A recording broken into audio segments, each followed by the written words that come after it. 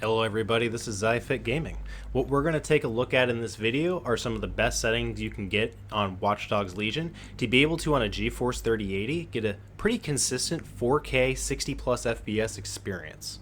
So what we're going to do is we're going to head to Options and then Video. And what I've noticed is that when we're setting up the different settings, the first thing you're going to need to do is set your graphic quality to very high. Because if you're going to run it ultra, you're just not going to get 60 frames per second. You're not going to get it. Ultra is just too much. So we need to move this down to very high. And then there's a few things that we can turn up. So it doesn't mean everything has to be very high. We can actually turn texture resolution and texture filtering all the way up to ultra, which is nice.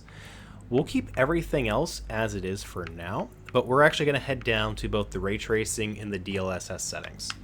So we're going to turn ray tracing on with medium, because you can actually see off versus medium actually does provide you a visual upgrade.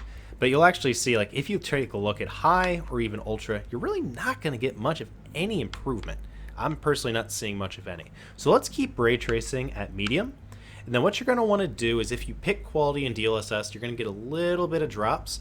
But so I'm recommending that you're going to go ahead and pick the balanced option, because balance is going to be better than performance from a visual perspective. And you don't want ultra quality or ultra performance because you're getting a little bit too low. So if we go ahead and we apply these settings for medium ray tracing, so we get ray tracing, we get some DLSS support, while we also get those ultra textures, we're going to go ahead and run this benchmark real quick. And you're going to see that for the most part with these settings that we now have, we're going to go ahead and get, for the most part, a plus 60 frames per second experience. I think quite a bit of time will actually be hitting in the 70s in the frames, so that's going to go ahead and look pretty good. So you can either see the frames per second in the top left or the top right. So you can see as we start this benchmark, we're right now in that 60 range, which is exactly where we want to be. And you can see here we're getting in that low to mid 60s range. We're keeping pretty consistent there.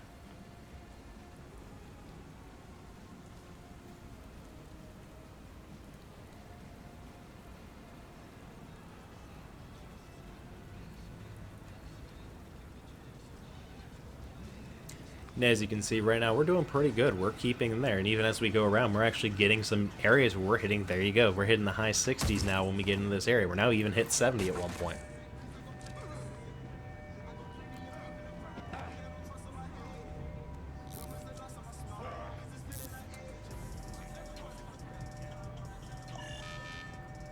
There we go. We got some low 70s again.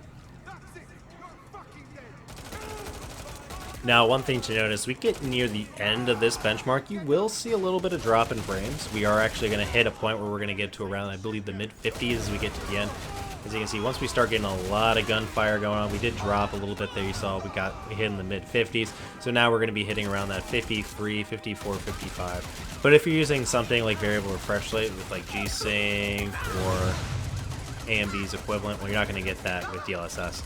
But if you're utilizing G-Sync, you shouldn't have much of an issue. You saw there we really didn't drop below 50. And you saw with that benchmark, we actually had an average frames of 62 frames. They said at one point we hit 37. I don't know when we hit that. The 1% low was 49 at one point. But we ended up using about 8 gigs of VRAM, 6 gigs of the RAM, about 88% of the CPU, which really, I don't think we're going to get much, if any, of a performance boost, even if I had a better CPU than a Ryzen 5 3600X, because when you are running 4K, the CPU becomes less important than at a lower resolution. But that'll go ahead and wrap up this video. Thank you for watching.